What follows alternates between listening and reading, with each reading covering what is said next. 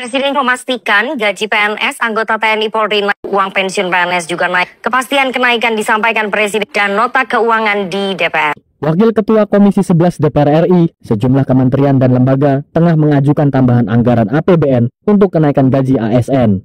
Kenaikan gaji ASN diharapkan dapat meningkatkan kinerja serta mengakselerasi transformasi ekonomi dan pembangunan, sehingga terjadi reformasi birokrasi dari pusat hingga daerah yang lebih kuat dan berintegritas. Komisi 11 DPR RI menilai ASN layak menerima kenaikan gaji, namun pemerintah harus tetap menyesuaikan dengan kemampuan keuangan negara atau APBN.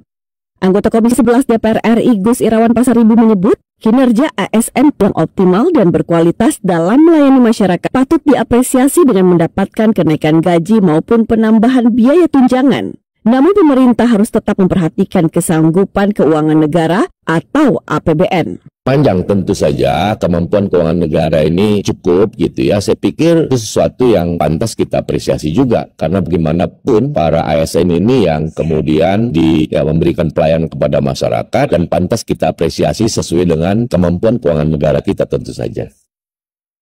Lebih lanjut, anggota Komisi 11 DPR RI Hidayatullah menyebut, seiring meningkatnya inflasi dan kebutuhan pokok, ASN dinilai pantas mendapatkan kenaikan gaji pokok.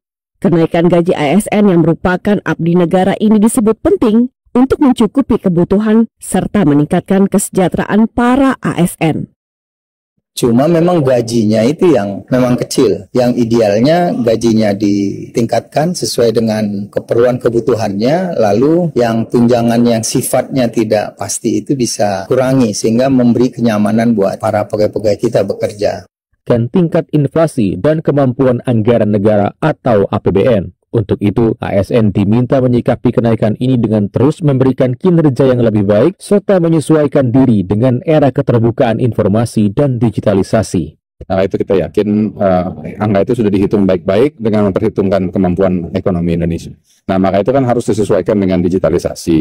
Nah, sekarang ini kan sudah masuk era digitalisasi sehingga kinerja ASN itu semakin ditopang dengan kemampuan mereka di sektor digital. Nah, kita kan juga apalagi sekarang kita mengembangkan artificial intelligence. Lebih lanjut, Sihar Sitorus menilai kinerja ASN cukup baik. Dengan kenaikan gaji ini, Sihar berharap ASN dapat meningkatkan produktivitas dan efektivitas kinerjanya serta dapat meningkatkan pelayanan publik yang lebih baik lagi kepada masyarakat. Ketika ini naik, yang kita harapkan adalah kinerja yang semakin efisien, semakin efektif. Tentunya ujung-ujungnya adalah bahwa masyarakat akan merasa pelayanan dari pemerintah itu semakin bagus, dari seluruh pihak kepada masyarakat juga dari penegak hukum dan segala lainnya. Tim Liputan. Coba telaah ketika Pak SBY menjadi presiden, ada sekitar kalau tidak salah 6 kali kenaikan yang dilakukan. Dan kenaikan itu sangat signifikan. Tiap tahun. Hampir tiap tahun ada kekosongan, hampir tiap tahun melakukan, kalau saya tidak salah 6 kali. Dan kenaikan itu adalah 2 digit.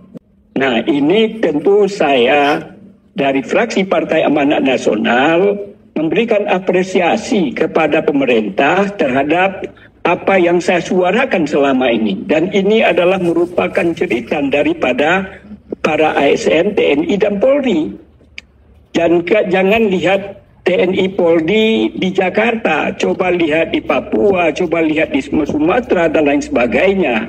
Jadi kita ini melihat kacamata Indonesia itu jangan Jakarta. Oleh karena itu, apa yang disampaikan oleh pemerintah dalam hal ini, saya meyakini bahwa insya Allah nanti kita akan melakukan pembahasan anggaran.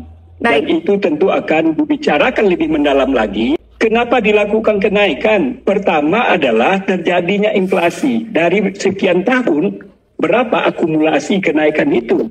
Kemudian daya beli masyarakat, terutama para ASN, TNI, dan Polri itu.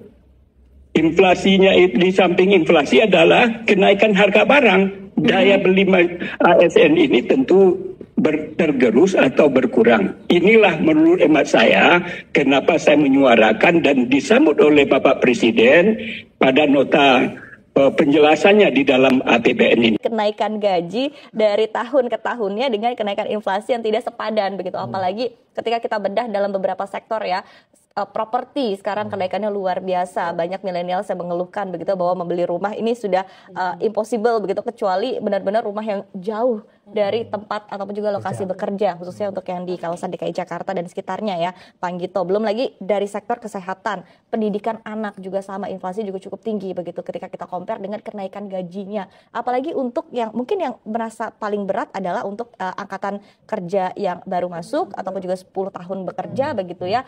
Bahkan statement-statement child free dan juga lain sebagainya juga sudah mulai muncul di media sosial, saking cukup dirasakan berat begitu ya, berkaitan dengan kondisi dan juga pendapatan yang ada.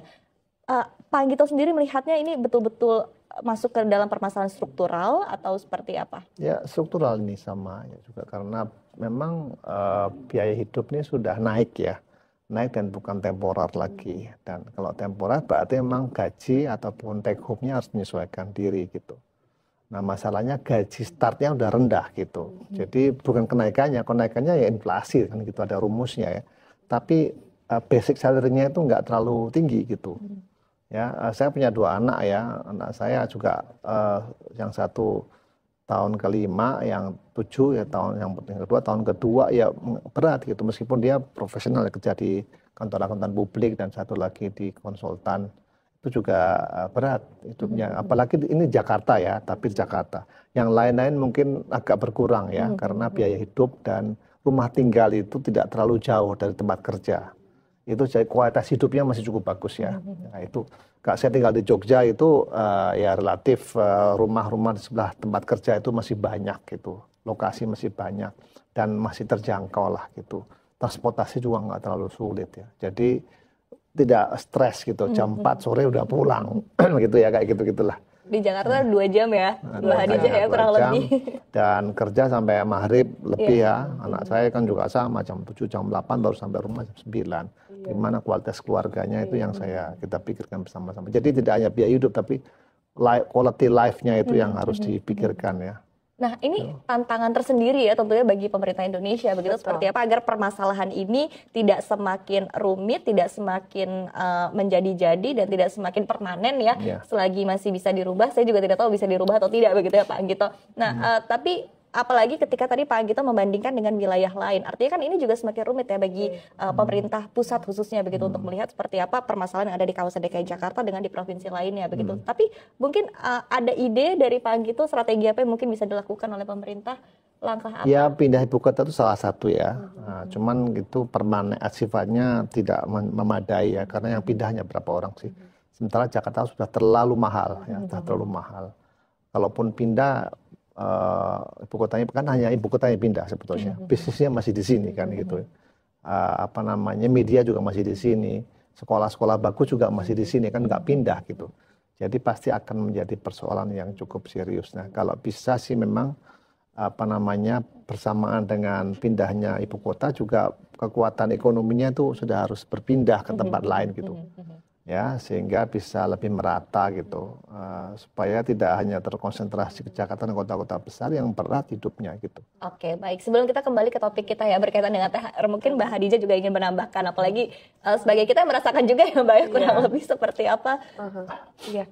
Jadi benar kata Pak Anggito, IKN juga bisa jadi solusi. Tapi setelah IKN apa gitu? Dan kemarin kita sama-sama dengar soal RUU DKJ, di mana di dalamnya memuat rencana pengembangan kota aglomerasi Jabodetabek JUR ya, kalau nggak salah JUR-nya Cianjur gitu. Sebenarnya ini adalah ide lama ya, kalau dulu ada Punjur, Puncak Cianjur gitu. Nah, ini diharapkan juga setelah ibu kotanya pindah, terus masyarakat yang ditinggal di sini otomatis diharapkan bisa mendapatkan kehidupan yang lebih baik, ekonomi yang lebih baik, bagaimana meningkatkan produktivitas, bagaimana meningkatkan peluang kerja, sehingga tadi balik lagi ke masalah terkait gaji, terkait juga kualitas hidup itu bisa terpenuhi dengan baik gitu sih Mbak Iva. Oke, baik. Nah, kita kembali lagi ya ke tema utama kita berkaitan dengan THR. Tadi Pak Anggito sempat menyinggung begitu, yang menjadi pertanyaan sekarang tuh adalah justru di sektor swasta ya Pak ya. Apakah akan mendapatkan THR 100% ataupun juga tidak. Tapi melihat kondisi yang ada saat ini, melihat dunia industri yang juga sudah mulai kembali begitu ya, meskipun ada beberapa yang mungkin masih belum sepenuhnya pulih dari pandemi. Nah, Pak Anggito melihatnya seperti apa dan Ya. mungkin sektor apa yang lebih rawan tidak mendapatkan THR 100%? Ya, kalau saya lihat sih sales meningkat ya 2024 dibagi 2003 meningkat ya. Saya tanya kepada beberapa pedagang-pedagang itu mereka mengatakan salesnya meningkat, produksi meningkat ya. Tapi 2024 itu diperkirakan flat ya. Nah, tapi ini kan dampak dari 2023 ya. Jadi sebetulnya mesti kita bisa mengharapkan. Ya mungkin yang rawan adalah yang padat karya ya. Yang kayak tekstil, kemudian retail yang banyak karyawannya gitu ya.